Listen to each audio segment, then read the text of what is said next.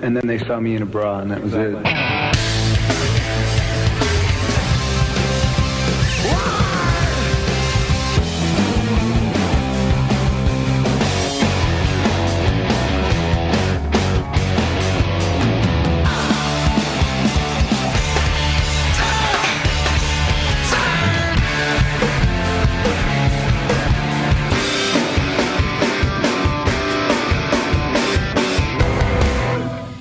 What's up, Pearl Jam nerds? This is Ryan Smith in St. Augustine, Florida. You're listening to Brad Lyons and Brad Blazek on Single Podcast Theory. It doesn't get any better than this. What's going on, Pearl Jam nerds? You are listening to Single Podcast Theory. I'm Brad Lyons. And I'm Brad Blazek. Welcome to... What's going on, everybody? Oh, man. Blooper reel, inside jokes. It's cool. I've never had to repeat the intro before. I don't think so. Then you did it twice. I did. So, this is episode... Oh, my God. Is this episode 38? Oh, God. Why can I never remember what episode we're It's 37. It's 37? Okay. Yeah. All right. Episode 37. Yeah. In a row. PJ20 part 1. All right, so I've got a little bit of news before we jump into the Pearl Jam story in our emails that I think you'll appreciate, Brad B. It's something that I'm excited. I've gone from I just don't really care that much to no, I'm with Brad B, and that's about daylight savings time. Yes, dude. Fuck daylight savings time. Yeah. It's stupid. That's all I want to say. I just wanted you to know that I've taken in the information, and I've changed my mind. Yeah, it's the worst. I'm with you. They just need to get rid of it. I don't know that I'm as emotionally invested in the, idea of daylight savings as you are, but I'm with you. It's dumb. Was there something? Did something happen this week? Did you see the sun? We just had daylight savings. Just a little while, 2-3 weeks ago. A few weeks ago. So I started thinking about it, and I was like, "This is dumb. Why are we messing with our days like this? It doesn't do anything. Right. We're not farmers anymore." And don't write in that, it's this and it's that. It's not. Whatever you're thinking to try and knock me down, it's not that. Whatever it is, it's not that. I love how you're like doing away with someone's, philosophy on it, and you haven't even heard it. Whatever you're saying, it's I've wrong. heard it. I've heard them all. Okay, that's and true. They're all ridiculous. I just figured it's not 1892 anymore. Right. Yeah. All right. Well, your kids will be fine. Waiting for the bus in the dark. They'll be fine. It's true. I just want to let you know that I'm on your team now. Thank you. All right, so here we go.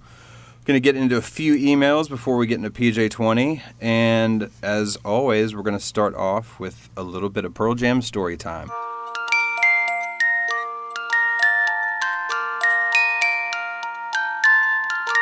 Good evening. This is Storytellers. We are here to tell stories. We just have friends up here that are listening to stories. Have I got a little story for you? This is the true story. True story. All right. This week's Pearl Jam story is from our friend Clay Davis. I like this story a lot, actually. I do too. I've been waiting. Laugh. Have you? I've been waiting to put this out there. All right, cool. And let's see if I can read this without messing it up 50 times. All right, so this is from Clay. It says, I'm writing from Brantford, Ontario, Canada. I am 17 shows deep, starting in Buried, 1998, and lastly the 2 Toronto shows. See, I didn't even make it through the second sentence. Oh, God. Let's try this again. And lastly, the 2 Toronto shows in 2016. I wanted to start by expressing my true heartfelt thanks for being the architects of such a great listen, an outlet for the disenfranchised, devoted Pearl Jam nerds who have bored their friends and family with endless efforts of trying to talk PJ with those who just don't get it. I'm with you on that, man. He says, after listening to the Eddie Vedder songwriter episode, I'm glad to hear that you guys will take band member stories as well as band introduction stories. That said, unfortunately, I have not met a band member, but I do have a story in which I've had a near encounter and a moment where I thought the band is surely playing this song for me. Brad B., I hear you. It was Detroit, 2014. My fellow Pearl Jam nerd and best bro did a 4-hour road trip and drove down early in the day to hopefully find a happening Pearl Jam pre-party. We love to share stories with the other fans of the band that travel from all over. We picked Chili's Chili Bar? Do you think that's Chili's? Chili's. Chili? Yeah. Okay. Chili's Chili Bar, which is owned by ex-NHLer Chris, help me with this, Chelios? Chelios? See, Chelios. You know all the sports ball stuff. Yeah. Oh, yeah. Who is also a huge fan. At this bar, it's not rare to see and talk to Chris, which is awesome, but we also knew there would be a kick-ass pre-party. It was early afternoon, around 2:30 p.m., and not long into our visit, my buddy and I met fellow travelers, settled into a few pints, and began doing our own pre-show ritual. The ritual is to try to predict the set list for the evening. We score points for if the song is played and if we have it in the right sequence. The winner pays for the other guy's ticket next show. At some point during our debate, I got into a bit of a rant and rave, he says loudly as the jukebox was going, of how although I fucking love State of Love and Trust, I had seen it enough over the years that I wanted some other songs in its place. Irony is I can't remember what songs I was fighting for. Shortly thereafter, we flagged the bartender down to our spot along the bar and jokingly asked if Chelios and Pearl Jam were going to be in for drinks. She laughed and said they've been here for an hour in the side room and Eddie Vedder was right behind you like 3 minutes ago. She said they are now in the back patio for a smoke. I quickly bounced up, grabbed a Red Wing hockey puck from the souvenir pile, and ran outside. By then, Eddie was gone, but Chris gladly signed my puck as a consolation prize. Now, this story would be kind of lame and shitty without the next piece, as I'm sure thousands of fans have had something similar happen. Once at the show, the songs began pouring out. The band then played State of Love and Fucking Trust, and before the song, Eddie belted out, "Clay! Hey, Clay! This one is for you." Eddie's tone was almost in a joking fuck you type of vibe, and I can only assume that the bartender wasn't lying and that Eddie overheard my rant about not wanting this song.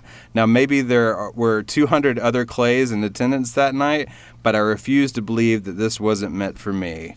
Laugh out loud. Hey, Clay, this is for you. Sorry, guys, long story, but hope you found it humorous at worst. He also says, thank you for the Cornell episode. I was also in Detroit May 17th, 2017 for Soundgarden. I attended the show by myself as my friends canceled, and I'm so glad I did. The next few months following that show were really impactful on my spirituality. I didn't know how hard his suicide was to personally process and how it would affect me. Your cast has helped me come to grips with my emotions of the entire thing, so thank you. Keep up the great work. Please believe you are making a positive impact on a great number of listeners, and it's super cool. Don't get bugs in your head or be a Brad B. hitchhiker. Thanks, Clay. Thank you, Clay. Dude, that is such something that would happen to me. Yeah. Well, for me too. Half of it. the first half where, dude, he was just behind you, and then I never saw him again. Well, but for me, it would be see, I think about this. This is a perfect story because I think about this all the time. Like, not all the time. That's not true. But, you and I, we just kind of talk. You know what I mean? Yeah. And so sometimes I get really amped up about certain things, and, I'll listen to it in the edit 2 days later. I'm like, why was I so, I don't know. Why was I so emotional about that one thing? Whatever. But then I think about, what if one of the guys really does listen to the podcast? Right. And they just happen to maybe it's, let's say Matt Cameron decides to listen to an episode where I was like, I'm kind of a Dave A guy, or something like that. And he's like, fuck these guys. Right. It's just the same thing as not knowing Eddie Vedder is sitting right behind you. And you're like, motherfucker, don't play State of Love and Trust. Right. Which you don't really care, because I totally agree. I get where he's coming from. Like, yeah. There's certain songs it's like, okay, well, like, whether you've been to a million shows or not, like, I've heard this song live a bunch. Let's, like, knock the dust off some deep cuts or something. That'd be really cool. Yeah. Oh, God, that's it's hilarious and painful at the same time. Yeah, but just him saying, this is for you. Clay, this is for you. Yeah. You know what I mean? Oh, I would have been fucking going crazy. Cringe. Yeah. I would have cringed. Oh, man. Like, oh, no. Oh, anyway, thanks so much, Clay. Appreciate the story. Yeah, loved it. All right, what you got next? Blazy? Jeff Keller writes in, hey, Brads, just want to let you know that I really appreciate you doing the Temple of the Dog episode. I enjoyed it thoroughly. It's one of my favorite albums, and I thought you covered it well. Just a couple thoughts about the episode. Times of Trouble. Opposite of Brad B, I actually prefer this to Footsteps, and probably for a similar reason, as I had heard Times of Trouble before I ever heard Footsteps. Sorry. I first heard Footsteps at my first Pearl Jam show in St. Louis in 2000. I was so confused when they played it. I was thinking, that's freaking Times of Trouble. Anyway, both songs are great. Four Walled World. Brad B said he doesn't like the song because it's kind of slow and bluesy or something like that, which, by the way, is probably why I love it. But I would suggest that the whole Mad Season album is like that, just not as good. This guy, just not as good. I love it. He's Whatever. So right. He's so right. No, I mean, they're both good albums. All right, I'll give you that. Okay. Go on. Anyway, I do think that this album may be Cornell's best overall vocal performance. Keep up the great work, gents, and remember, Brad. Fuck. Can you?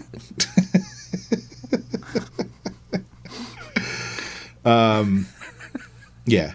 Just keep up the great work, gents. Peace, Jeff K. Cool. Thanks, Jeff. Man, I don't know. Jeff, I totally agree with everything that you just said. I bet you do. It's so funny because I feel like the listeners kind of line up on your side. And we've gotten some correspondence that's kind of like, hey, Brad L. might have been right about something. And I dig that. I'm just kind of savoring the moment, Oh, I know the overwhelming majority like Temple of the Dog better than Mad Season. Sure. So yeah. I get that. Yeah. All right, thanks so much, Jeff. Let's see here. We've got one from one of our patrons. We do. Yeah. And Clay's actually a patron as well, but it was his turn for story time. Right. Jen says, "What's up, Brads? I'd love to be a cool kid and say that I'm just catching up on the last few episodes, but as a bona fide Pearl Jam nerd, I listen to the podcast as quickly as I can after it drops. The episode on Dave A was so good, and not just because you read my question and gave me a shout out. I love the analysis of the dynamic he brought to the band musically and his personal effect on his own ultimate demise.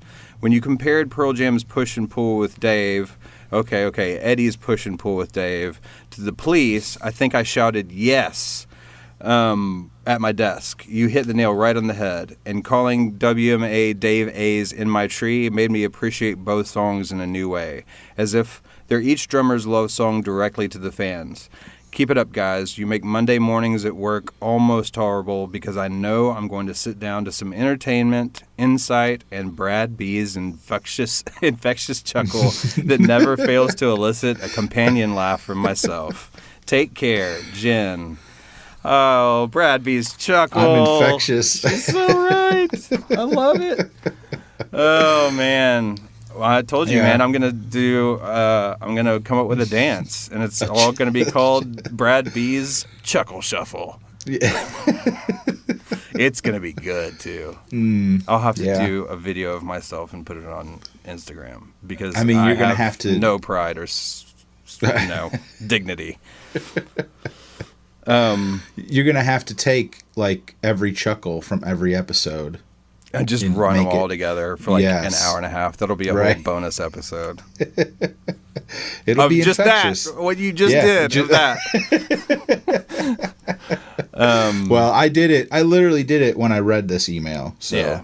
No, that's a great email. And thanks so much for listening to all of them and supporting us. But specifically that Dave A episode was a lot of fun. Jen, you're a cool kid in my book. Damn right. 'Cause I do the same thing with some of my favorite shows. Like I have to listen as soon as it comes out. Same here. So Yep. Every Monday morning. Monday and Tuesday are usually when most of my favorite ones come out. yeah. All right. So thanks so much, Jen. What we got next, Blazy? Another patron, Mike Gibson. Nice. And he titled this email "Weekend at Bernie's." I saw that movie in the theaters, dude. You did? Yeah. You old bucker. Yeah, I'm old. Hey, Bradlingtons. Great Temple of the Dog podcast. Tastefully put together. Great discussion on the track listing. I'm with Brad L. on this one. Glad it was a full album. There's only really one song that I'd skip on a run through. I really liked your takes on celebrating life. And I just have to say that if my funeral doesn't have me propped up in the back row with a trench coat and sunglasses, then my friends do not know me at all. And he throws out a question here. What gems do you think are going to come out this year? It really seemed like they dipped into their bag of tricks in 2016. They played Angel, I've Got a Feeling, Black, Red, Yellow, Santa Cruz. I can't fucking wait to see how they'll top it. Cheers. Yeah, man. What do you think? Do you have any? Actually, I'm more interested in to hear because I mean we've kind of touched on this. My answer to this is going to be really short. Like I don't know. There's such okay. So the end of the show is typically, especially like the second encore, right? Typically has a pretty normal rotation in there. Like it's, Ledbetter, Alive, Black, Better Man. Black, yeah. Sometimes Better Man. Sometimes certain covers at the end there. Yeah. Which, for me, if I was going to be selfish, I would say, like, let's kind of dump all those and just come up with, like, what's the new kind of crazy second encore? But I also recognize that that's a part of the set where we kind of know what we're going to get, and it's kind of this, like, fun, celebratory thing that they do. So I wouldn't want that to be gone either. I think I'm just more of I want to hear some more deep cuts or something. Yeah. You know what I mean? Oh, yeah. What do you have? Like, do you have covers and stuff that you're hoping they do or pull back out? Or what's your thought? No, not really. I was thinking anything off binaural, because those songs don't get played too often. That's true. Like, Evacuation would be awesome. Yeah. And even, like,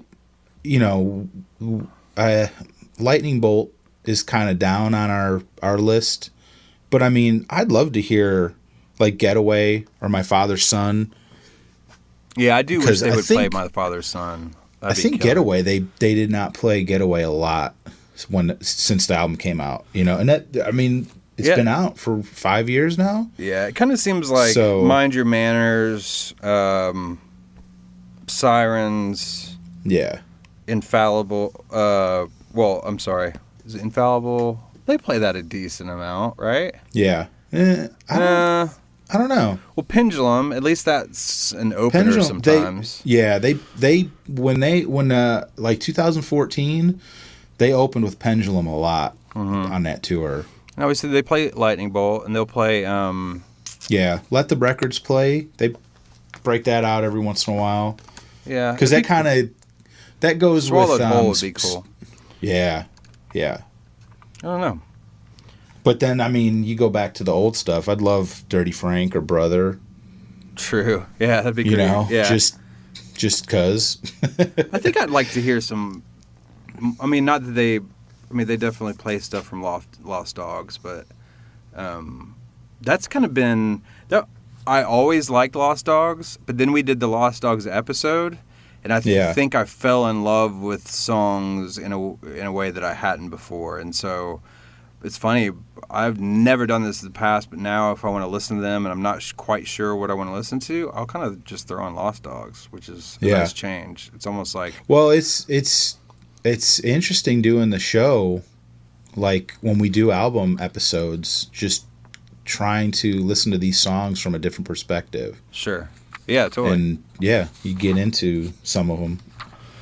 Yeah. All right, cool. Well, we did a terrible job of answering your question, but it's true. I mean, I actually thought about it before we came on, and I was just like, I don't know. I think I'm just at that point where I'd just be so happy to just be there. Just to be there? Yeah. Yeah, absolutely. All right, cool. And I wanted to run through, make sure we're showing love to our YouTube listeners as well.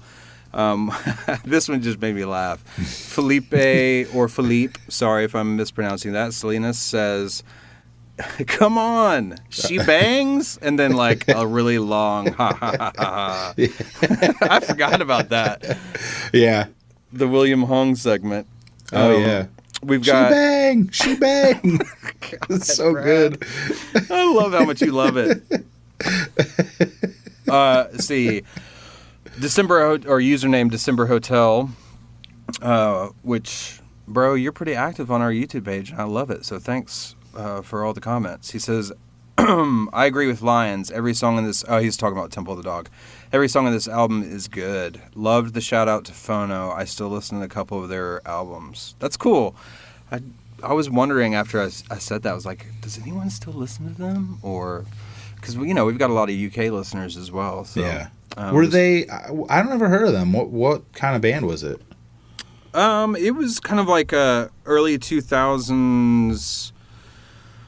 Oh, how would I compare it? I'm going to do a terrible job of comparing them. I mean, it was like harder rock stuff, but it still was like catchy. I wouldn't go as far to say that it's pop rock. It's not. It was definitely like alternative guitar rock. Yeah. So they were cool, man. They were a lot of fun to be on the road with. I'll have to check it out. All right, then we've got our friend Gecko Cooge, the Cooge. He says, not only was Temple of the Dog a worthwhile project by worthwhile people, it was an incredible collection of talent and a classic album. In truth, if I had to choose, I would take Mad Season to a Desert Island over Temple of the Dog. But beyond that, I think this is the first episode I agree more with Brad L. than Brad B. Besides the known great songs on this album, I love songs like Times of Trouble, Wooden Jesus, and Call Me a Dog. It blows my mind that the greatness of these tracks would even be up for discussion, but that is the beauty of SPT, always showing me how much I've taken for granted with PJ and their fandom over the years. Coat hanger halos don't come cheap to television shepherds with living room sheep is one of the best lyrics I've ever heard.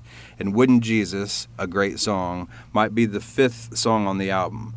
What a wonderful album. Fifth best song on the album. What a wonderful album. What a wonderful tribute for a truly wonderful man. Wonderful. Keep rocking on the... I can't even talk anymore. Come on, buddy. There's too many wonderfuls, man. I kept thinking I was rereading the same line.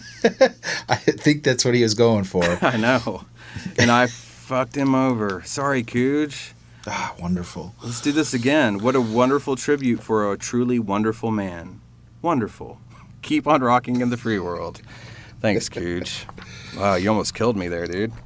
Yeah. Hey, you know what I love about this episode? What? All the Brad Lyons love. Do you like it? Yeah. Man, I think this is the first time I've really gotten some love, man. I love it. Well, I love you, man. I love you too. And oh my God, did you just say that? I love that people love you too. Well, thanks, bud. You just turned my day around. Oh, good. Just so everyone knows, like, I'm a real, like, I just tell people I love them, and not, like, flippantly, but, like, we've gotten to know each other through the show, man. And so I'll be like, love you, dude. And you say things like when you were 15 and you say it to a girl for the first time and she's like, but she doesn't feel the way. And she's like, thanks. I do that. I get that from Wayne's World. Guards! Hey, come over here. I think Terry has something he wants to say to you. I love you, man. Thank you. I know, but you still, you were kind of like, the first time I was like, love you, man. You're like, well, yeah, cool, man. Yeah. We're going to soften you up, Brad B. Because if you can't tell me you love me, I mean, what is life, Mm-hmm. All right, well, that's all of our emails. Want to give a big shout out to our friend Ryan Smith for the the intro that made me laugh by myself. Because we were talking about earlier, and it's like so pro. He's like, this is Ryan Smith, blah blah blah right. blah, and then he puts the zinger at the end. I was like, yes. Yeah. I did that like fuck you laugh, like oh this fucking guy. That's awesome. So thanks so much, Ryan, for that great intro. Appreciate it. Also, go ahead. Intros, send them in. Yeah, keep sending them in. We've got a few more to play, but I'd love to keep that going if possible. Yeah, I love hearing them. Hell yeah. And then real quick before we jump into this week's topic, just want to give a shout out to some new Patreon patrons, some more supporters of the show. You like how I did that? Yeah, that was good. Patreon patrons. Mm-hmm. Who we got this week? Speaking of Ryan Smith, he's now one of our patrons. Yes, thank you, Ryan. Thank you. And also Daniel, Daniel had emailed us early on. And, oh, yeah. You talking about like when we started the show? Yeah. Yeah, he's been kind of an OG. Yeah, and I forgot. We had fucked up his name, and he wrote in and told us, he corrected us. And now you can't remember? And now I can't remember. So, Capolo? I think that was it. Okay. Man, we're just screwing this guy Daniel, over again. Yeah, so Danny K. Danny K. We got Danny B and Danny K.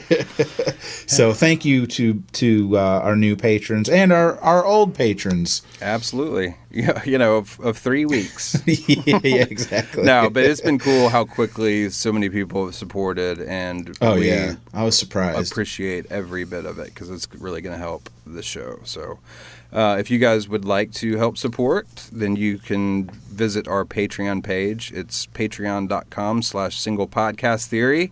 Come say hey. You can see the incentives and stuff like that. But if you can't, it's totally cool too. Just letting you know it's there.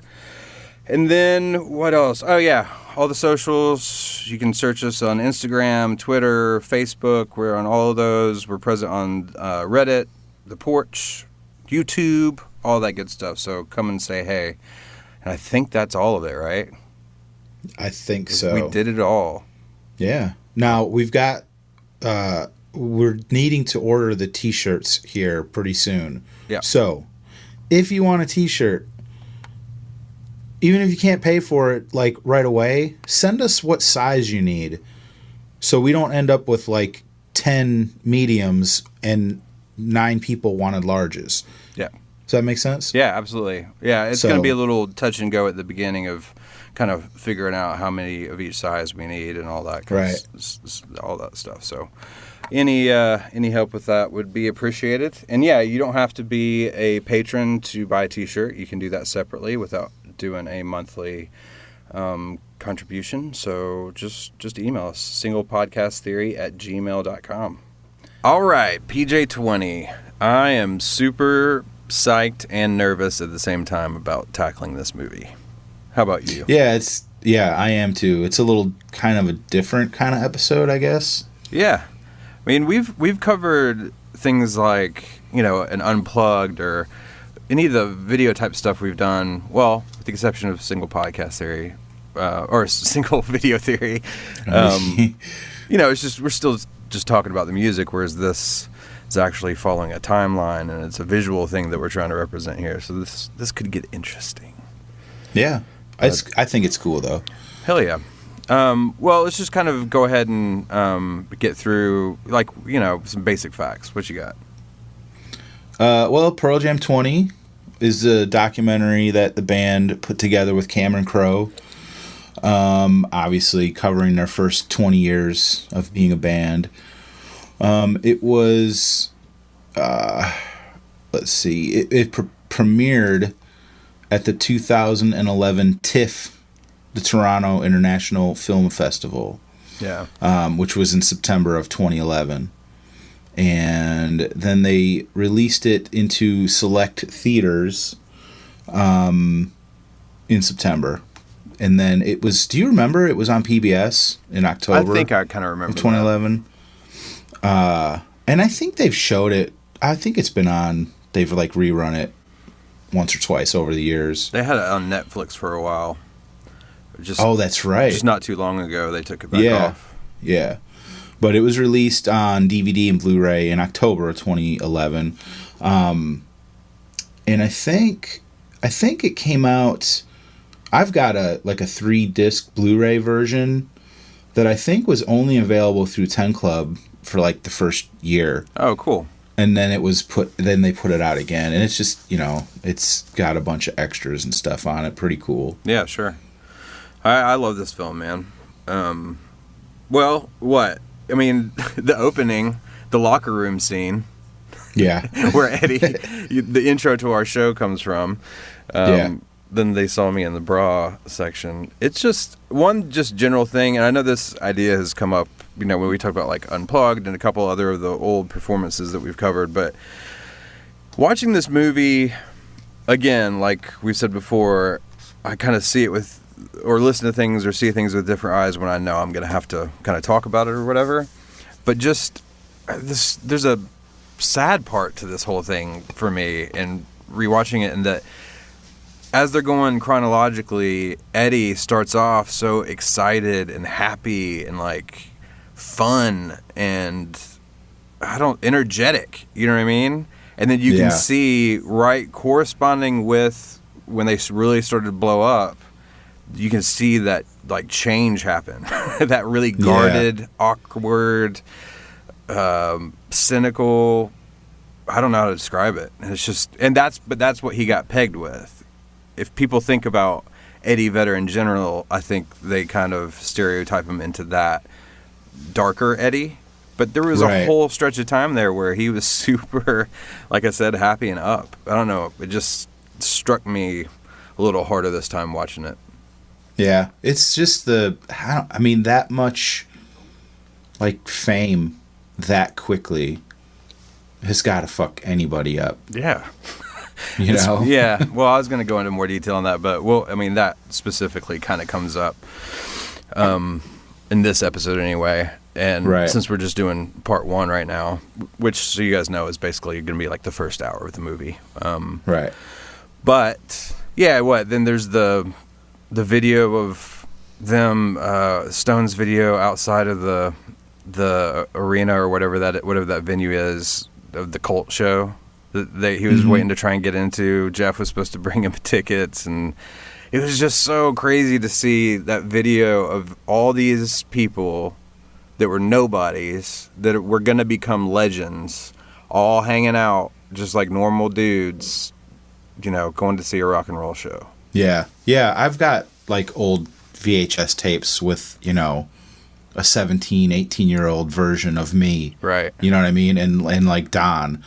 And it's just like, oh, they did the same thing. You know what I mean? They've got these old videos too. Sure. Yeah, it's just weird when you're watching that stuff, and especially watching Chris is super hard. Yeah. Especially some of the things that he talked about in his interview segments and stuff. I'm just like, looking at the screen, kind of like, fuck, dude. Like, it's hard to, because he's talking about Andy, you know, and people passing away, and it's just like you see that in him now, and it's just so sad. It's hard to watch that stuff with specifically with him because of that, you know? Sure. And I get all emotional about it. You know what I mean? Because, I don't know. It's... Well, I think it's great I don't that know. they actually kind of like started the movie with the story of Mother Love Bone. And, I mean, not that that's not... It's kind of an obvious move, but that context is so important to the formation of these friendships that would become really integral in each other's lives, and still to this day. You know what I mean? Like, until his death, like Chris was still pals with all these dudes, and I don't know. No, I love that I love how much time they spend on, you know, Stone and Jeff and Andy and Mother Love Bone. I want the world to know that Mother Love Bone is coming to take over the world. A plethora of delights. A fruit salad compote of delight. He was very funny. He would do something like go to the Central Tavern when there was 25 people there. He'd play it like it was a coliseum. Like, to all you people in the back! And there's the guy at the door. He was a rock star, he knew it, and something about that, I'll speak for everyone, made us believe that we were too. I want to get on an arena tour with some band, who cares? Warrant, for that matter. What the hell? Go on tour with Warrant, just so we can play arenas. So that's the kind of crowd I like. There's an easy crowd. Oh, you can say anything. You can say, your mother smells bad, people! And they'll just go, yeah. There's certain people you just know that you love, and you'll do anything for them. You just wanted him to be a rock star. You just saw it and were like, I'm on your team. I want to be anywhere near you. We're going down to LA on Monday to record an album. Because they could have just started with, after the demise of Mother Love Bone, Stone and Jeff met Eddie. You know what I mean? Mm-hmm. But there's a lot of Mother Love Bone talk, and Chris Cornell talking about Andy, and you know, it's interesting to see that stuff. Well, and that just go ahead. Sorry, I was just gonna say I'm glad they put all that in there. Me too, especially with because you're not gonna see it anywhere else. Sure, you know, unless you go down some YouTube rabbit hole and find it. Right, and it's kind of a documentation of how close and how Chris and Andy became such good friends, and musical friends, and just as human beings. You know, like seeing the footage of Andy, I guess, in whatever apartment he was living in, and maybe it was the one that he and Chris were sharing or whatever, but just with the keyboard, he's got crazy glasses on, some weird hat, I think, and Chris is talking about that, or someone was talking about that they kind of had this like song a day type challenge where they would have to write something and then show it to the other person, and it's just weird to see those kind of things. It's like that's what me and Clint used to do when we lived together. It's funny you say that. I remember that when I saw that again, I thought of you and Clint doing that because you had told me you guys do that. Yeah. Well, and it was a huge part of like that time spent with one of my best friends, but also we're kind of refining a thing that we do together. You know what I mean? We had both written songs before hanging out with each other, but for me, like respecting Clint so much, I had to really feel like I had to be on my game and like challenge myself because I didn't want to play him anything that sucked. You know what I mean? Because I knew there was a good chance whatever he was going to bring to me that he had written was going to be great and make me jealous. You know? Yeah. And to watch these two dudes kind of do the same thing back in the day was really, I don't know, it was just nice, and it kind of shows that these people right from the beginning like took songwriting very seriously. Well, and Chris mentions it in this, but I've heard this a few different times from a lot of these guys at that time, that there was a healthy competition between all the bands, and that really brought out the best in these guys. Sure. Yeah. But of course, you know, unfortunately it's got a sad ending to that story. I mean, especially, you know, there's been so many references to not necessarily in this movie, but to Andy had actually been clean for a while, and there's that scene where Stone talks about like if you're someone that's hooked on something, like, just because you're sober for 3 months doesn't mean shit. You know what I mean? It just takes one time to kind of fuck everything up, you know? Yeah. All that was and pretty brutal. they're playing Chris Cornell's solo song Seasons underneath all when they're doing that part, you know, when they're talking about that stuff. Sure. And it's, you know, it's just again, I like that they added all that stuff about him, because it's obvious that Andy is still a part of these guys' lives. I mean, there's footage of Chris almost, you know, breaking down when he's talking about him. Yep. You know? And I mean, it comes up later and we can talk about it then, but it, you know, when they played Crown of Thorns at their 10th anniversary show, and when Stone is talking about Eddie climbing the rafters every night, and that he could have died. Right. That he says, like, that's something I couldn't have taken at that point in my life, which was a year at the most removed from one of his best friends dying. Yeah, sure. So it's like, this guy is still in their lives, you know? Yeah, absolutely.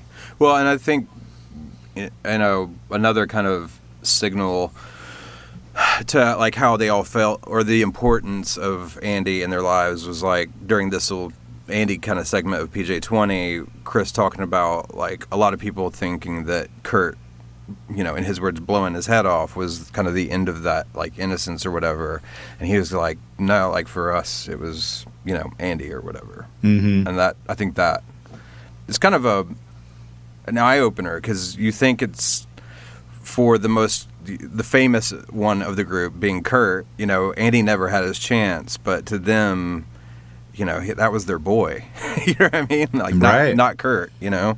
Yeah. So, I don't know. Well, it really hits like a personal note.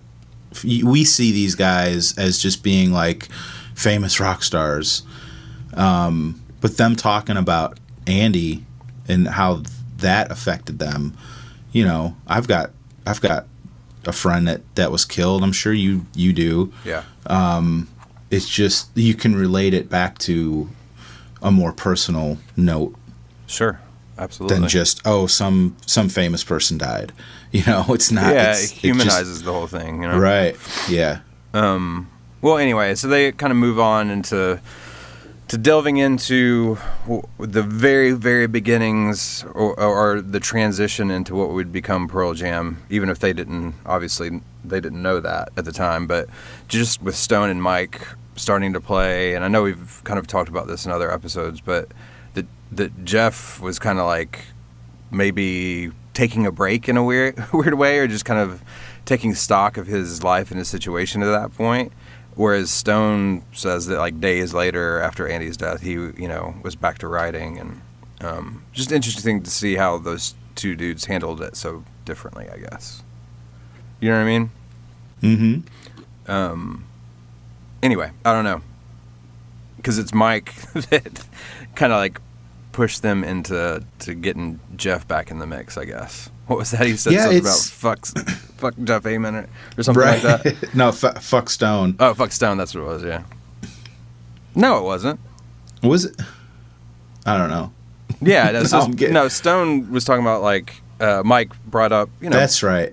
Getting Jeff into the mix, and he was like, fuck Jeff Ament. Yeah, and Mike was like, what? What are you talking about, dude?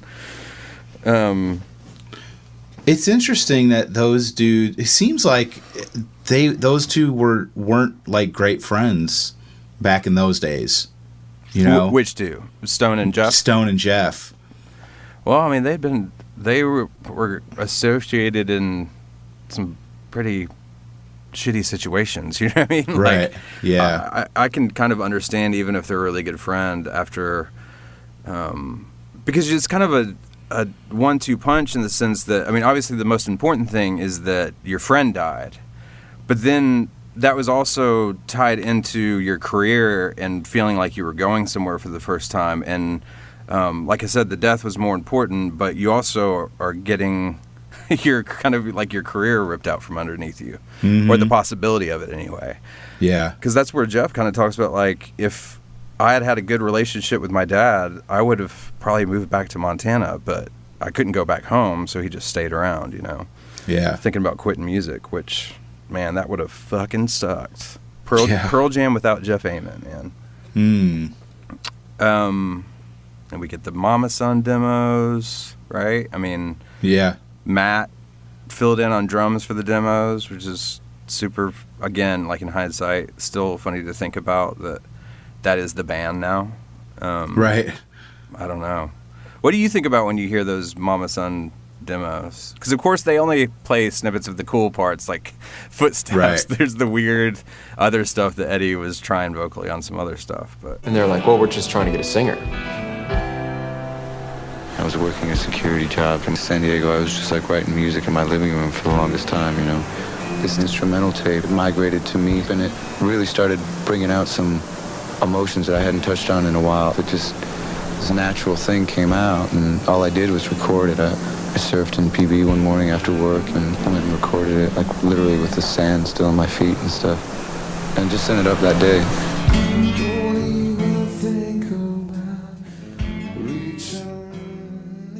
It's super interesting just from a historical thing to go back and listen to that stuff and to see what it turned into and to try and put yourself in the mindset. I'm sure we've talked about this before, but just, you know, they recorded those songs and then sent them to Eddie and then got them back.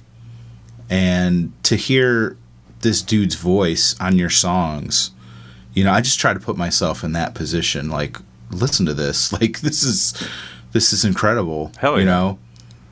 I would have freaked out if that was the voice that came back right. on my cassette tape. Well, especially like Stone, I think had mentioned that they were getting a lot of like almost a tribute to Andy sounding tapes back and stuff like right. that. That would have been a super fucking bummer, dude. Yeah. But I think it's still, I love that there's footage of this, but that they rehearsed for 5 days, you know, once they got Eddie up to Seattle to try it out or whatever, rehearsed for 5 days and then played their first show. Yeah. And to see Eddie just so fucking awkward and sheepish is so bizarre now. Right. You know? Yeah. He's not doing like half the vocal stuff. You know, what didn't he have a jacket on, like a big oversized jacket or something? Yeah. Yeah, and he's wearing a hat with his hair, you know, all tucked up under it. It's crazy to see it like that. So kind of like unfinished, and but that they were willing to just get up there and fucking play a show. Yeah, I love the whole was it Jeff that picked him up from the airport? I think so, yeah. And he said that Eddie was like, I don't want to go eat. I don't want to go get coffee. I just want to go to the basement and start practicing right then. Yeah. I remember right before he got on the plane to come down, he said, when I get there, I want you to pick me up and I want to go straight to the practice studio. And I don't want to fuck around. I just want to plug in the instruments and get at it. The music that sprouted right off the bat was pretty heartfelt and deep, and before we knew it, we all spent 5 days rehearsing. The sixth day, we played a fucking show. You thought it was just insane that we were playing a show after being together for 5 or 6 days. Yeah, totally.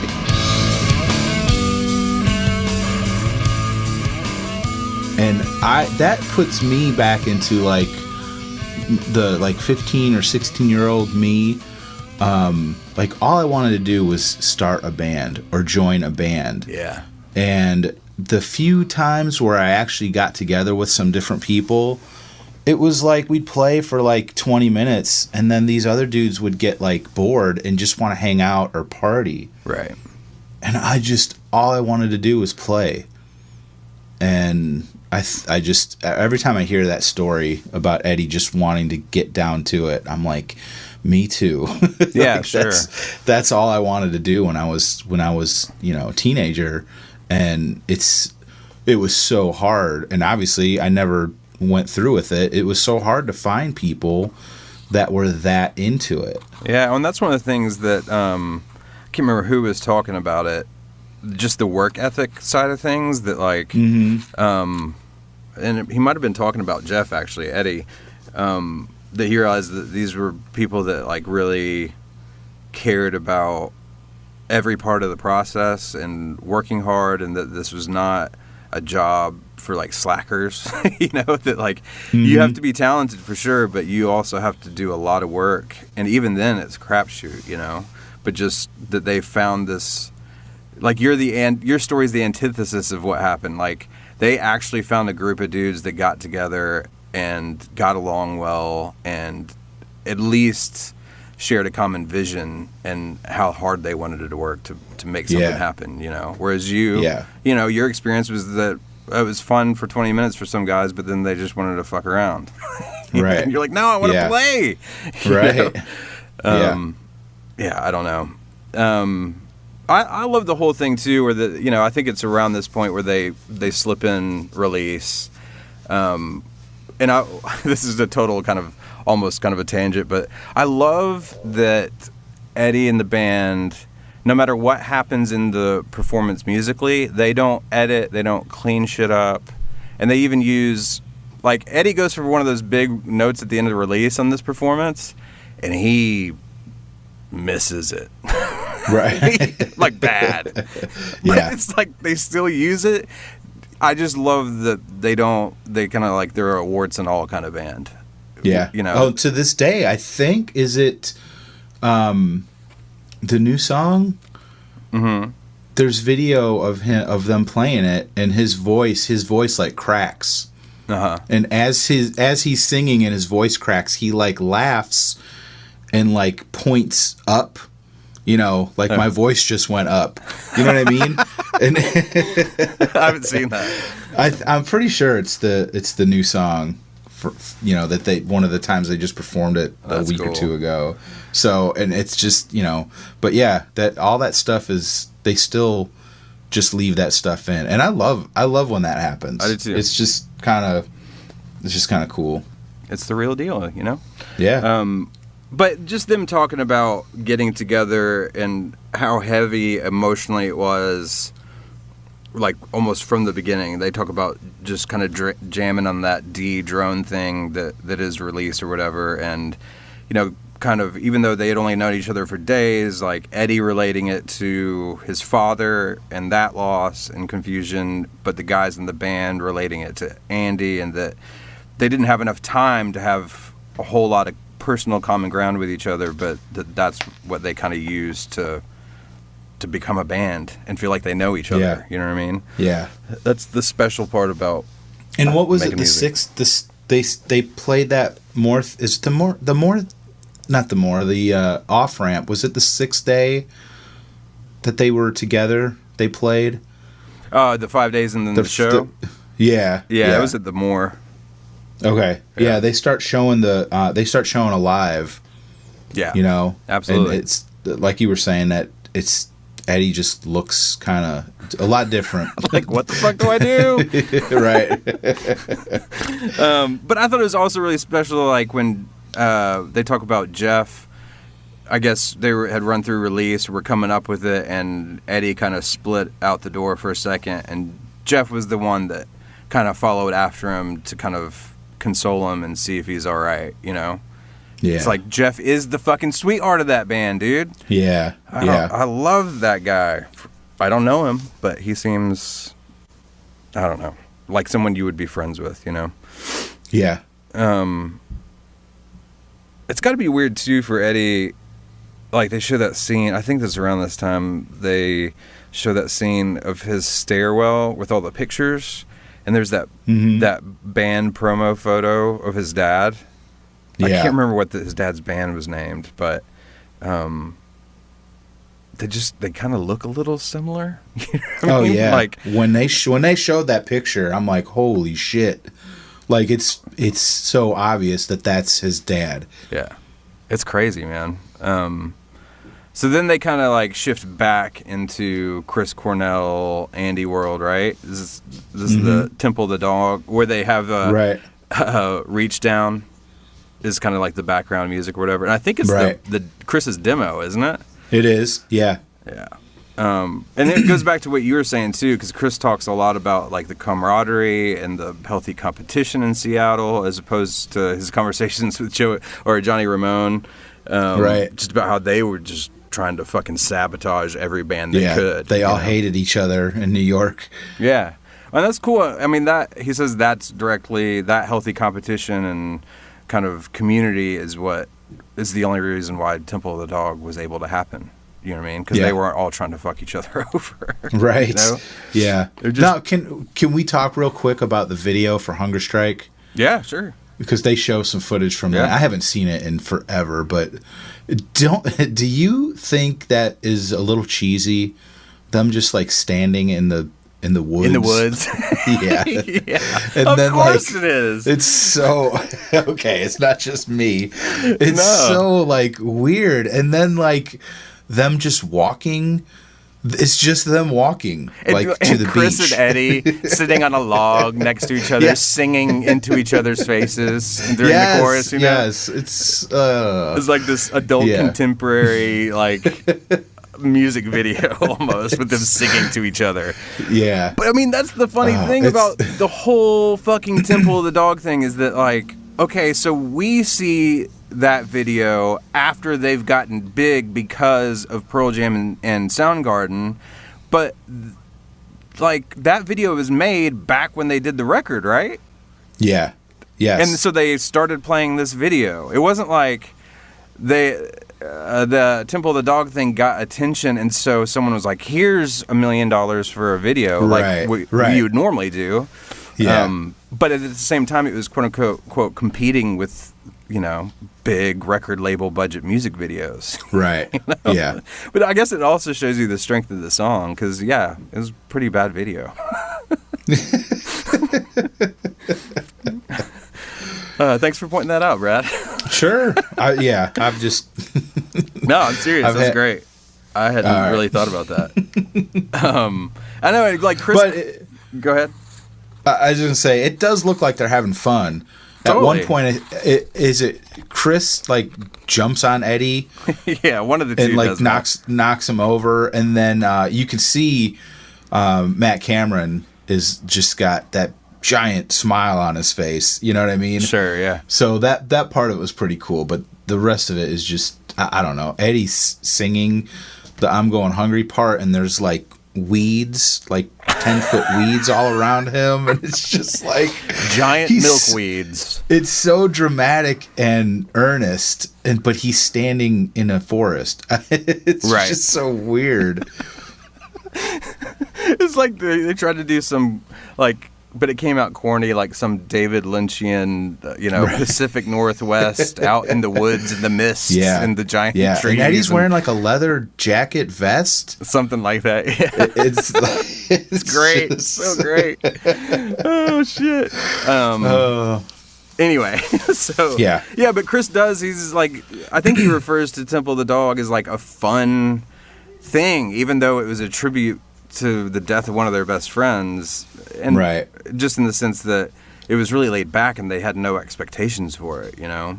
Yeah. Which is, you know, we talked about last week, but that's one of the things that's special to me about it is that you know that it occurred naturally, you know what I mean? There's no outside influences on it. So I do love that scene too, though, where Stone in his car talking about, you know, that they had pulled, or Chris had kind of pulled Eddie in, even though he hadn't really heard him sing, and that they all knew that Chris was a fucking monster. And he gets this like genuine smile on his face when he's talking about it, driving his Prius. And he's like, "Wow, our guy sings pretty good too," you know? Yeah. Like, and it looked like he was. Maybe I'm reading into it. I don't know, but it seemed like he still felt that way. He's still proud of, you know, the guy that sings in his band, you know? I think that's cool to see. Because most bands, man, after so many years, if you're a big band, like, it's just running a business for a lot of bands. They're like, they do not hang out with each other. They just want to show up and play. Especially considering that Pearl Jam was Stone's baby in the beginning. And they talk about it at some point that Eddie kind of took over. Yeah, sure. And the fact that they still are friends is amazing. Yeah. You know? They work through a lot of shit, man. Yeah. It really is amazing. You're right. I mean, that they're still together.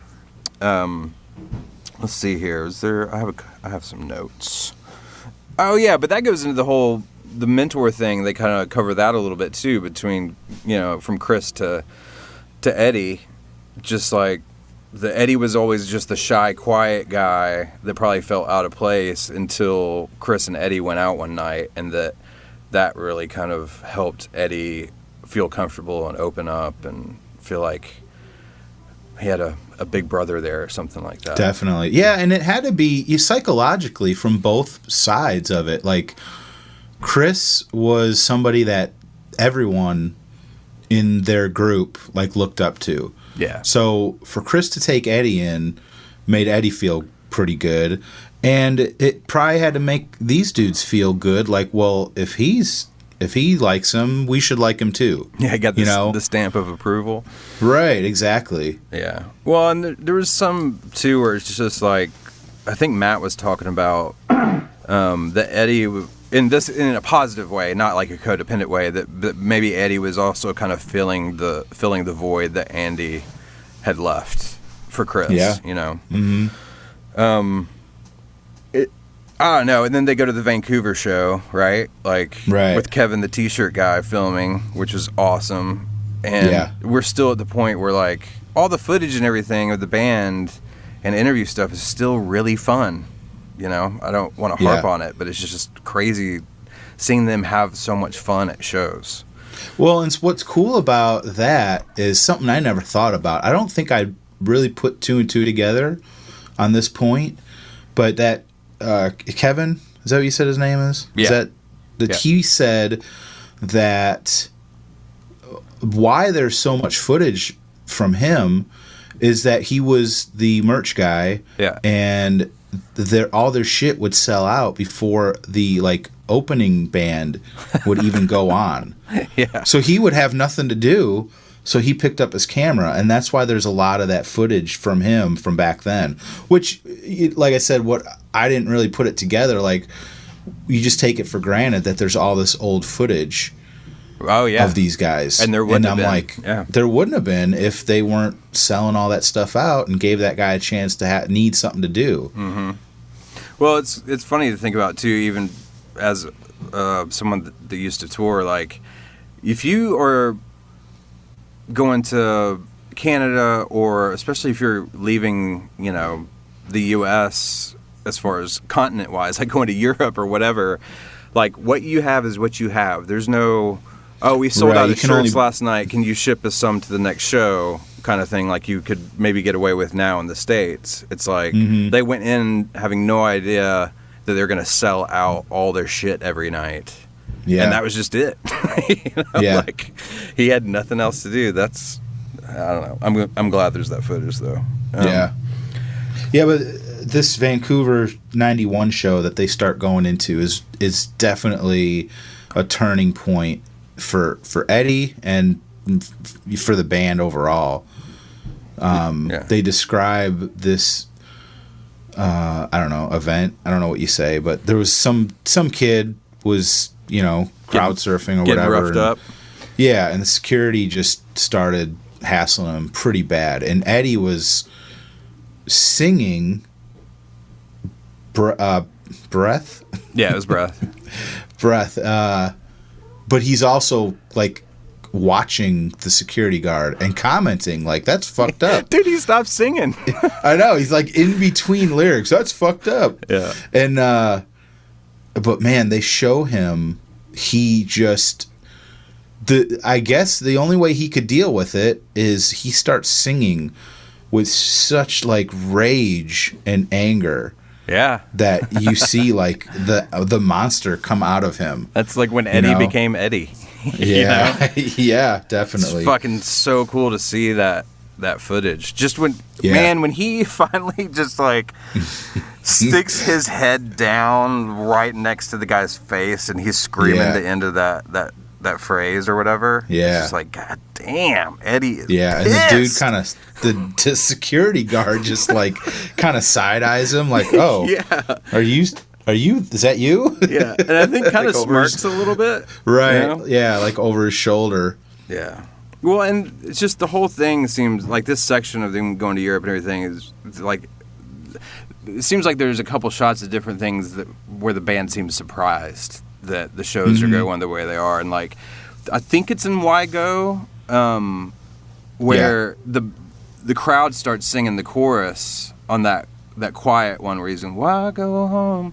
And the crowd starts, and so he stops and it just looks like he's like, holy shit.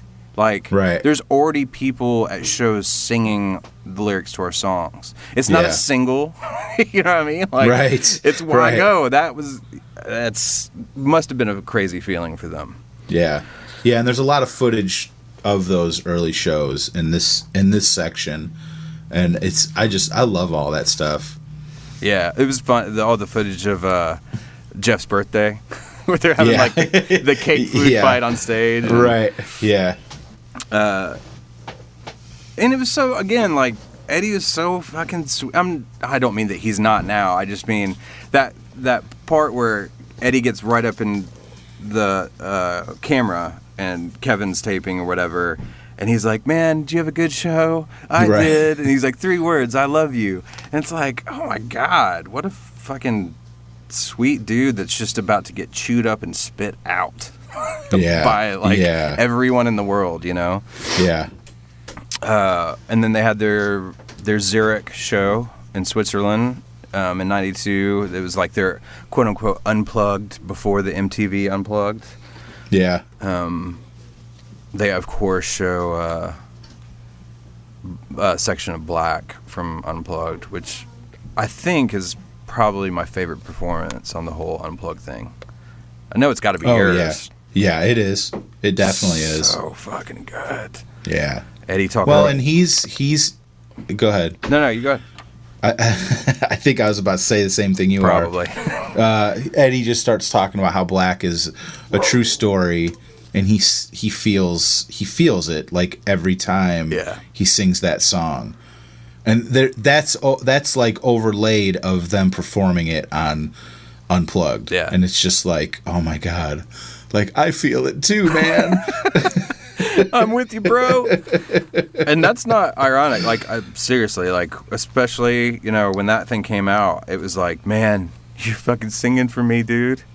You know what I mean? Yeah. Can we take a second to talk about something? Sure, yeah. That whole thing of, like, we're, like, making fun of ourselves for feeling that way. Yeah. But it doesn't mean that we're making fun of people who do feel that way. Does that make sense? Yeah, like, that's our jokey way of saying we're one of those people. Like, we're making fun of ourselves. Yeah. Yeah, definitely. Like saying, you know, like saying something's emo, or like making fun of a song or myself for being emo. Like, I'm not saying that in a facetious way, or like making fun of, like, oh, that's emo. Like, I was that person, and I still am. Yeah, you know? Yeah, absolutely. Yeah, thanks for clearing that up. Thanks for clearing up largely my sarcasm. Let's see here. Where were we? Oh yeah, they just Unplugged. Yeah. But I thought it was cool too that what happened in Zurich was they were booked at this like tiny just impossibly small club. And I don't know, I mean, it looked like it was like people were literally like hanging from the rafters. Yeah, absolutely. I think it's just the way the camera angle is, where they're up in that balcony, but it looks like it's like 5 feet wide. Like, there's people on either side of that balcony that are like, could probably high five each other if they just leaned over that rail a little bit. Yeah, man. And it's just so packed in there. So that they decided to do like an Unplugged type show at that place, because there just wasn't room for amps and, you know, microphone stands and all that stuff. So they just got some acoustics. And then like 2 days later, they got offered MTV Unplugged, and they were like, yeah, I guess we could do that since we just did it. Yeah. Yeah, that venue was insanely, like, evidently the Swiss don't give a shit about the fire codes. Right. They were definitely breaking some fucking capacity rules on that show. Yeah. Yeah, man. It's fucking crazy. And all that stuff leading... Oh, what? No, just at one point, the camera zooms in on some dude's, like, jacket. Yeah. And he opens it up, and he's holding, like, a mouse or a guinea pig or something. He has, like, a hamster, yeah. Somebody brought a hamster to the show. Fucking Swiss. Yeah. And there is a point, I think it's around this time where, like, because we're getting on that, they're kind of covering that rise through the Europe shows, and that Switzerland show is probably a perfect example of, like, they weren't anybody when the tour was booked, right?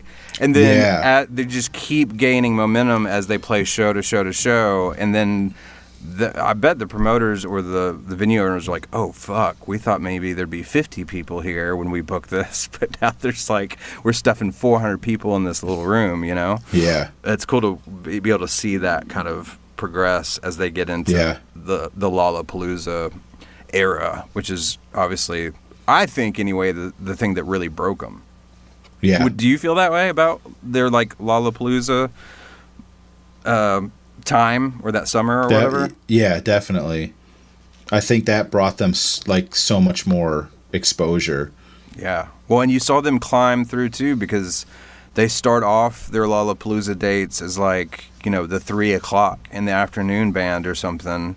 And then as each show progresses, their crowd gets bigger and bigger and crazier until their time slot starts moving up, you know? I remember that.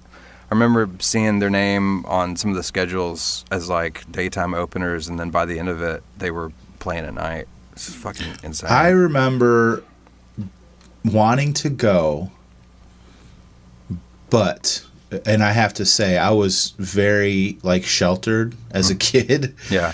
And I was scared to death that I would go and get beat up by those people, like, in the crowd. Oh, really? Yeah. Like, what do you think? I mean, was it just I was like a crowd thing, or do you think specifically that type of, like, rock and roll crowd? That crowd, like that Lollapalooza, because that was, like, you know, I mean, at that time, like, alternative music was something that was brand new. Mm-hmm. And I was like 15 or 16, and I don't know if it's just like I guess the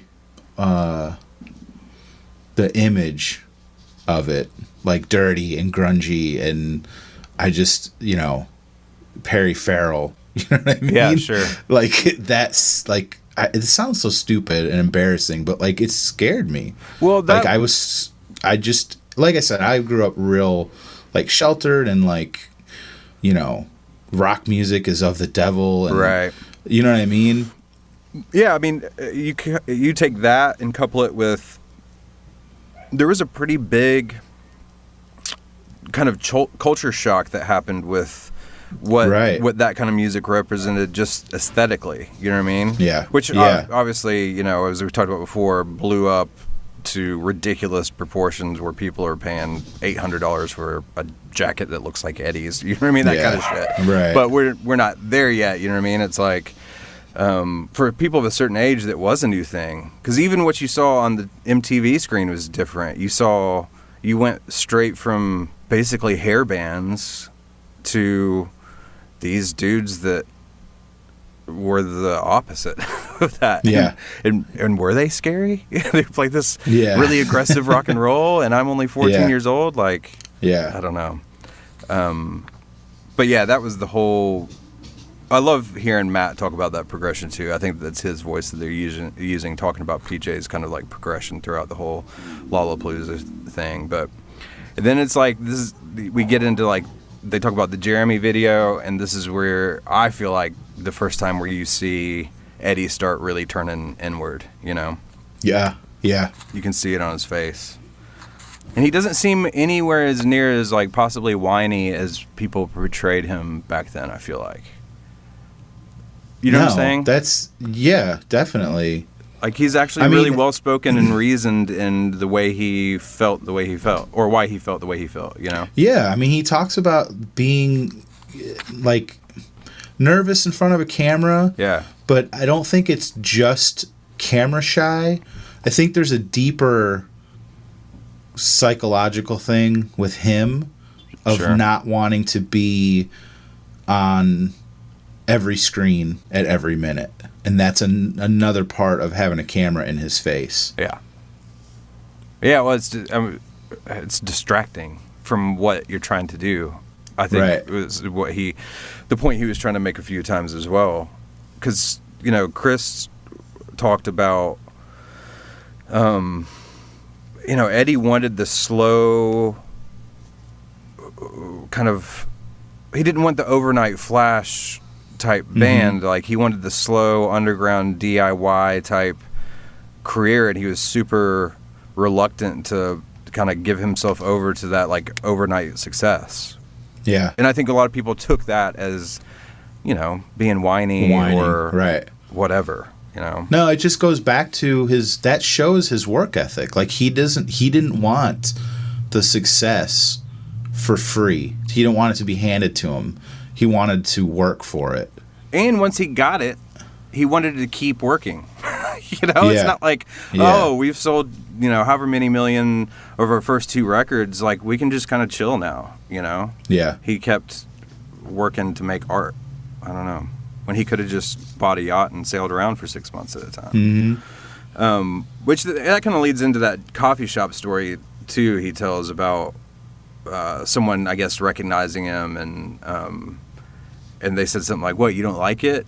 If, you know, you picked the wrong business if you don't like it." And he's like, "It's fucking true, but, like, the idea of being in a band that gets that big is like, it's not gonna happen. It's like winning the fucking lottery. Like, that'll never happen to me." And then it does, and you're like, "Oh shit, I have to deal with all this stuff now," you know? How did you feel about the singles party footage? Oh, dude. While we're talking about a band unraveling from, you know, unrealistic expectations, what do you think about that footage?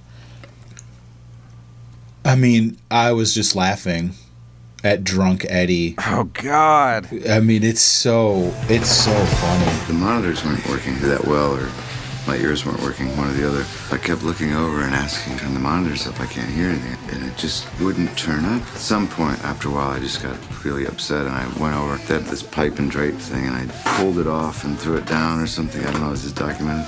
I looked over, and that wasn't our sound woman. It was the lighting person. And I kept wondering, like, why is it getting brighter in here?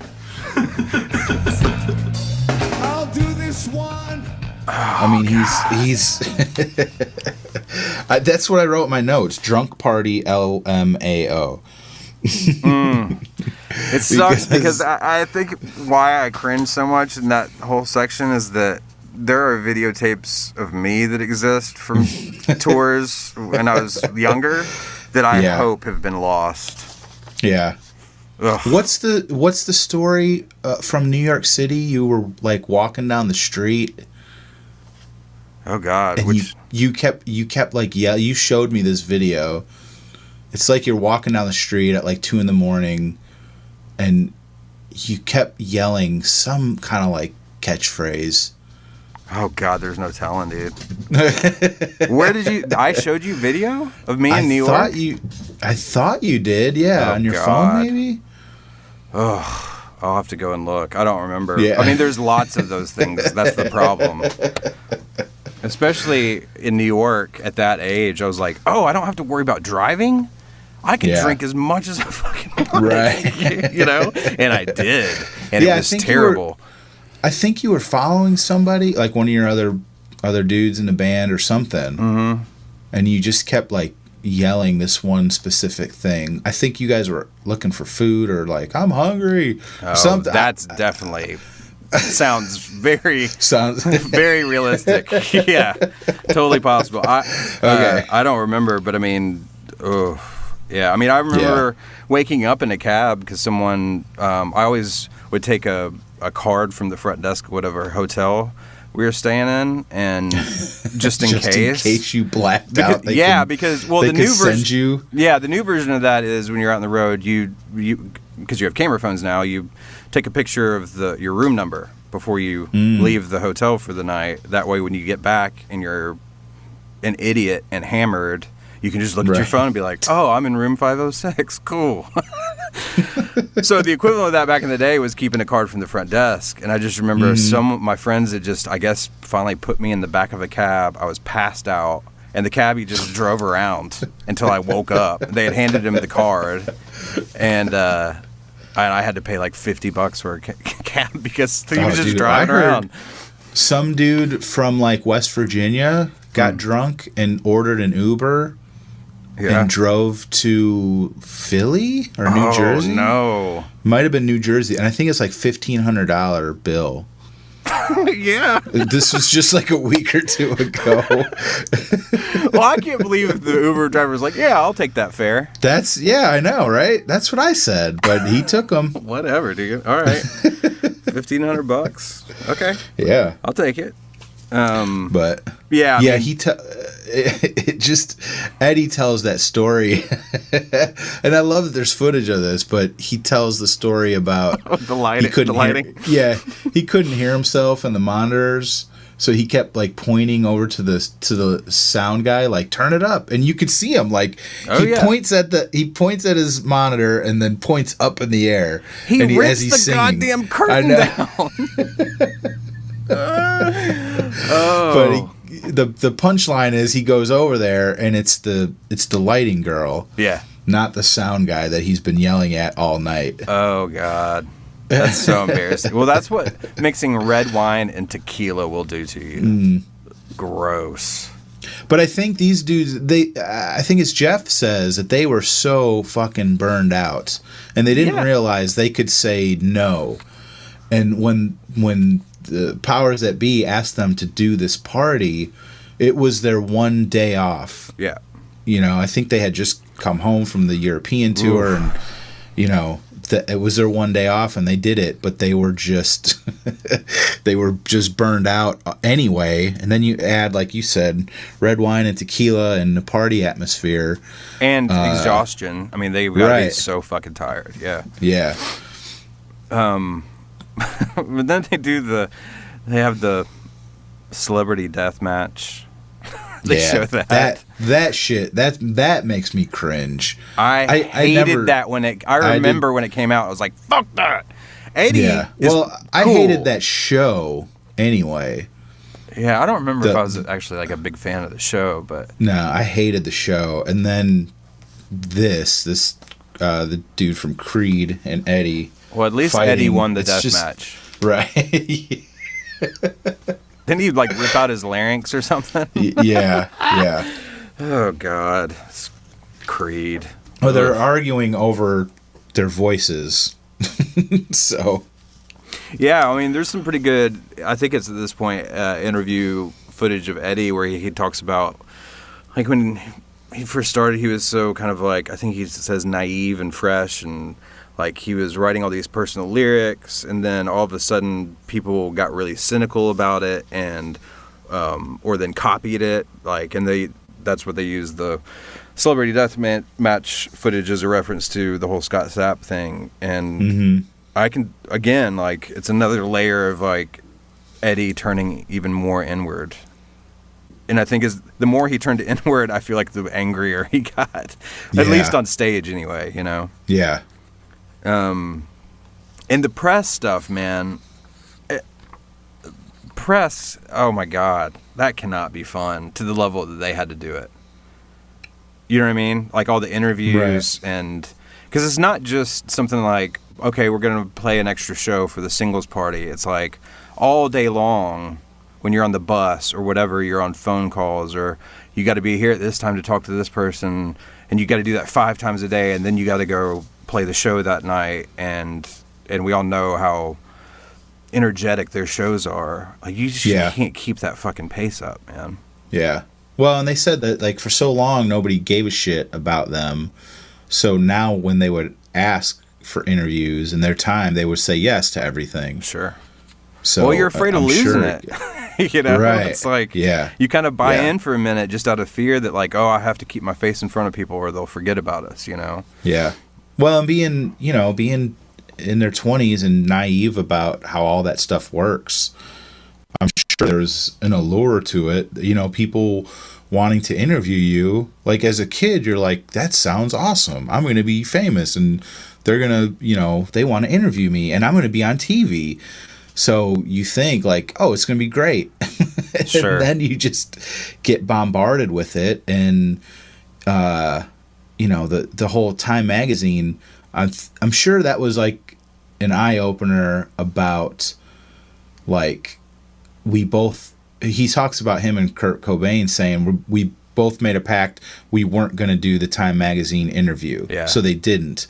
And then they fucking put his face on the cover anyway. Ooh, and you can see how pissed he is. Yeah, yeah. So you get like a rude awakening about like if you say no to an interview, they're probably going to fuck you. Yeah. You know what I mean? Right. So, and even if you say yes, there's a chance they're going to fuck you over anyway and twist your words around. And you didn't want to fucking be a part of it in the first place. Right, exactly. You know, like, Yeah. and I love how they cut in that Bob Dylan footage of him talking about Yeah. Time magazine. That's that was so well done. I love it. Yeah. And then I love how they go into Blood, man, and just right into those Spin Rolling Stone Circus lyrics at the top of that song. You know, the references anyway. Yeah, I've seen, like I said before, I've seen this movie a bunch, and I did not get those references. And I've heard Blood 1,000 million times. Yeah. And I never got those references till Clint mentioned it like 4 months ago on the show. Yeah, it changes the way you hear the song, right? Yeah, it's cool. Totally. Yeah, Definitely. I love finding out shit like that. Yeah, me too.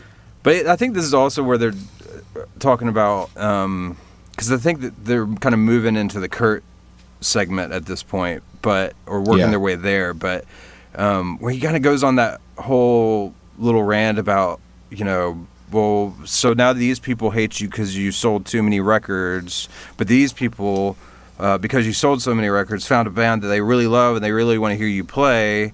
But then some people love you so much that they want to kill you. And, he's going through all that shit that has got to be just emotionally, I hate to use the word again, but just confusing and frustrating. Yeah. Yeah. You can't do anything right.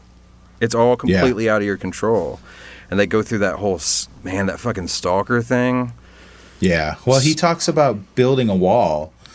And at first, he's kind of talking about the press and the crazy fans, like psychologically building a wall. But then he says, like, I literally built a wall and it saved to his keep life. people out, and it saved my life. Right. Oof. That's gross. Do you know much about that? I don't. I mean, I know it was. Yeah. I know it was. I'm pretty sure. Was it a man or a woman that did it?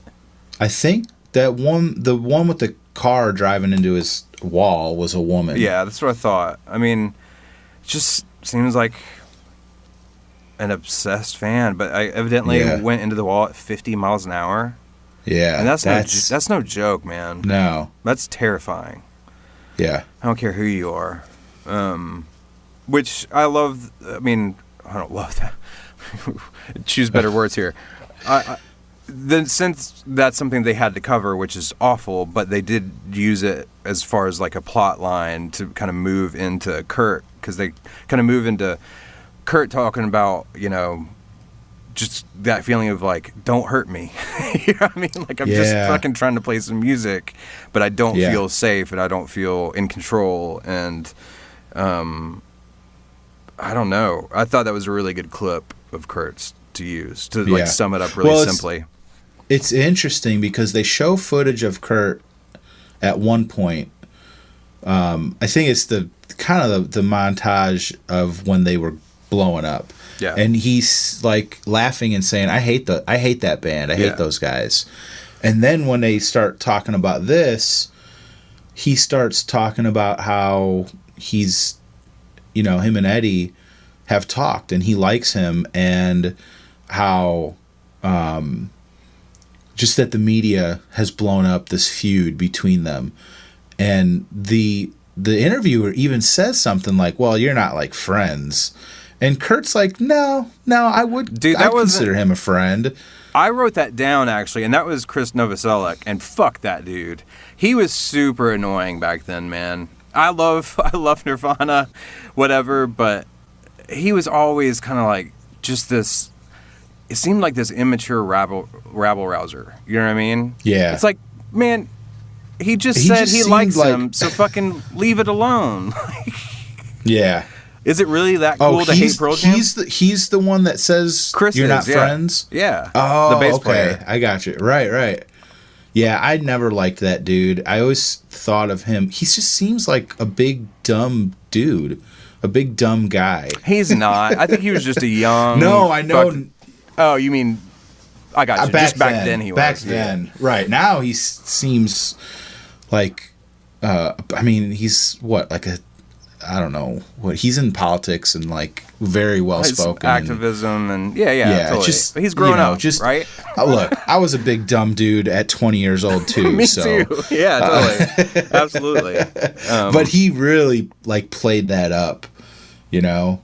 Yeah. Did you ever see? I don't know if it's the VMAs, but they were performing. And he throws his bass up in the air at the end of the song. He fucking knocked himself out almost. Yes. He didn't catch it. He doesn't catch it, and it hits him in the head, and he just like lays down, and Kurt's still playing. And he like turns. I don't think he saw what happened. He just looked and sees Chris like laying on the ground, and he kicks him in the ass. And I just like, always love that. Kurt just kind of like, okay, moving on. My bass player's on the ground. Yep, keep playing. Just fuck it. Show must go on. Yeah, man. I love it. I have written down in my notes here, underlined in all caps, fuck Andy Rooney. Oh, yeah. Yeah, man. What the fucking fuck? curmudgeonly... Yeah.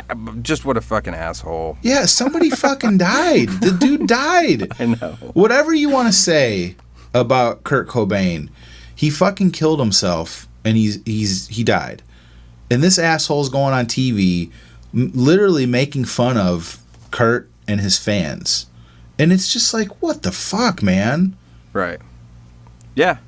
It's that I don't understand that, like, you get older and it's just that the people that completely lose connection with their younger selves and younger experiences, they don't remember what it's like to be a kid. Like, and I think about that a lot as a parent, in the sense that, and I don't know if you did when your kids were younger or whatever, but it's like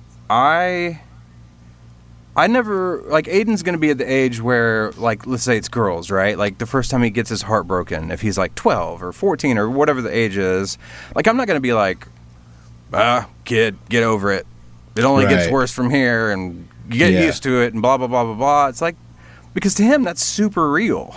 You know, just like it was to me when I was a kid. Mm-hmm. Sure, I didn't understand that I would have to have many failed relationships before I found one that worked and all that kind of stuff. But that kind of move by adults to diminish the feelings and thoughts and ideas of kids has always driven me crazy. And I don't want that for my kid, you know? The whole outlook that, well, I had it bad and hard when I was your kid, so yeah. And you'll never have it as bad as we did. Like, that's asshole. Good. Yeah. Like, I want things to be better for Aiden than, you know, when I was a kid. Yeah. Just as a simple concept. Like, I want him to be a better man than I am. And I want him to have, you know, the ability to have a better life. And I don't mean that mine was bad. I just think that it should get better every generation, you know? Yeah. That means we're doing something right. I don't know. Yeah. That whole little section just pisses me off. But, oh, yeah. And then we got Neil, I think, saying the... I know, dude. I got my dander up there for a second. Yeah. Sorry about that, guys. Then we got Neil talking about, you know, what he wanted to say to Kurt but never got the chance, which I've always felt was really powerful, you know? Yeah. And I love seeing that Eddie and Pearl Jam... Well, Pearl Jam, I don't know why I'm singling out Eddie, but they took that advice and fucking used it. Yeah. You know? Like, people call Pearl Jam sellouts, and it's like, they got big decided they didn't like the way it was going, and so they took control and said no to all the stupid shit that doesn't matter. Well, because that's what Neil Young was saying, is like, you can say no. You can fucking stop the train and get off for a little while. Cancel your dates. Yeah. Yeah. And during that whole montage or that whole scene, they're playing Indifference. Yeah. And it's just like, oh. Dude. Yeah. It's weird. Kurt, I mean, God, I wish he was still here, because it's kind of like Eddie and the media at that time. Like, you only got a lot of negative stuff about Pearl Jam and Eddie in particular, that he's just whining and he's a crybaby and he's, spoiled, like, oh, if you don't want to be famous. And there's not a lot of Kurt Cobain stuff out there, because he, died at such a young age. So it'd be interesting to have his thoughts and stuff. But like I said, that when he's talking about Eddie Vedder and being friends with him, like, I don't think I had ever seen that footage until the movie came out. Yeah, until the movie came out. Yeah. And I'm like, God, he seems like just a really nice, like, sweet dude, when he's saying that stuff. Yeah. I think he said a lot of sarcastic stuff, and that's what we all got from the media. You know what I'm saying? He deflected a lot through being... That interview footage, it's the same footage. So he's saying how much he hates Pearl Jam, but if that video was taken in context, you see he turns around and says, no, like, I do like Eddie, and yeah, I would consider him a friend. Right. But Absolutely, they edit it where all you see is, I hate those guys. Yeah. Right. It's a little dishonest in the edit. Yeah, totally. Yeah. I don't know, but I mean, I do like that. I mean, that part that you referenced a minute ago, just about, like, why feud. Like, we might have differences or whatever, talking about Kurt and Eddie or whatever, but like, for example, the Time magazine thing or whatever. Like, last time I talked to Kurt, we both agreed together that we were not going to participate in the Time magazine. Neither band was going to participate in the Time magazine interview. And we didn't, and then they put me on the fucking cover anyway. I mean, sure, I could read it, and I read it on the airplanes, but I don't take it seriously. If I want to find out anything, I'm not going to read Time magazine. Time magazine, which is, your parents' magazine, or the magazine that's in the doctor's office, and I just thought, wow, we've been swallowed up by the mainstream, and no one's going to want to listen to us. I'm not going to read Newsweek. I'm not going to read any of these magazines. I mean, because they just got too much to lose by printing the truth. You know that.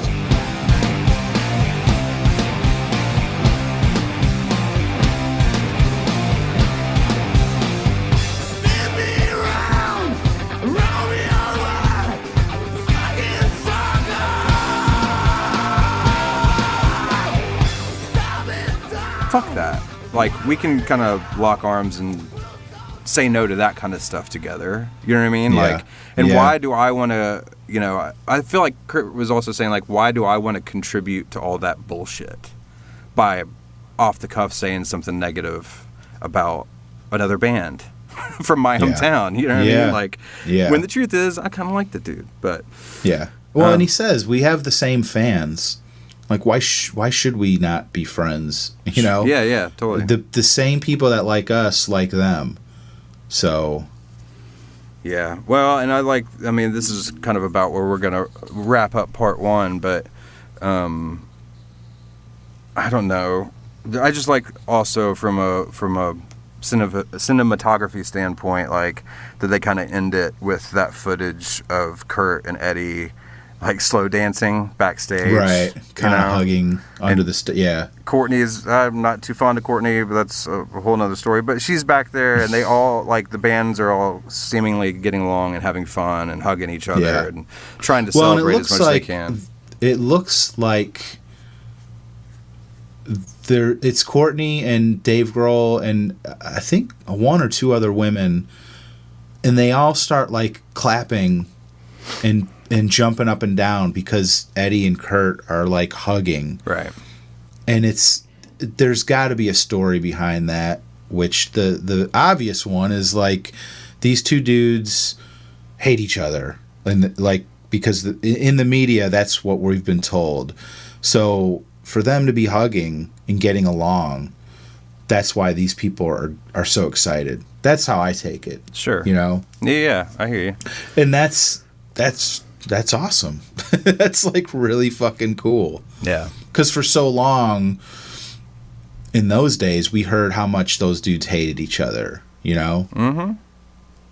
Yeah, it was part of the bullshit story that was being sold with the whole. And I'm sure for them too, they probably bonded over the fact that the media was saying, like, "Oh, did you hear what Eddie said about Nirvana? Did you hear what Kurt Cobain said about Pearl Jam?" Like, they probably, when they met, were like, "Oh, like you're not that dude." In the media, like you're a good dude, you know? Yeah, and absolutely. I don't know. That's kind of, I don't know, heartwarming. It is, yeah. Especially for such a dark story, you know? Yeah. Man. All right, well, that's where we're going to leave off unless... Did we forget anything up to this point? Are we good? I think we're good. All right. What did I... Yeah. Well, cool. Well, we will obviously be back next week with part 2 of our PJ20 episodes. Again, you can email us, singlepodcasttheory@gmail.com. Check us out on the socials, Reddit, The Porch, all that good stuff, YouTube. But that's it for us. Until next week, I'm Brad Lyons. Oh, shit. You forgot a quote, didn't you? I did. Oh, Ooh. Brad! Oh, okay, I got it. Let's do this. You got it? Okay, cool. All right, well, let's do this again here. All right. Until next week, I'm Brad Lyons. And I'm Brad Blazek saying, shit got fucking crazy. I love that part. We got to talk about that next week. All right, cool. Yeah, we kind of skipped over just that part, but yeah, that's I love the Jeff. way the edit where it's just boom, he just says it and they cut to something else. Yeah. Shit's fucked up. Yeah. Anyway, all right. See you next week. Peace. Bye. I died and you just I died and you watched. I died and you walked by and said no. I'm dead. That was hot. Fuck yeah.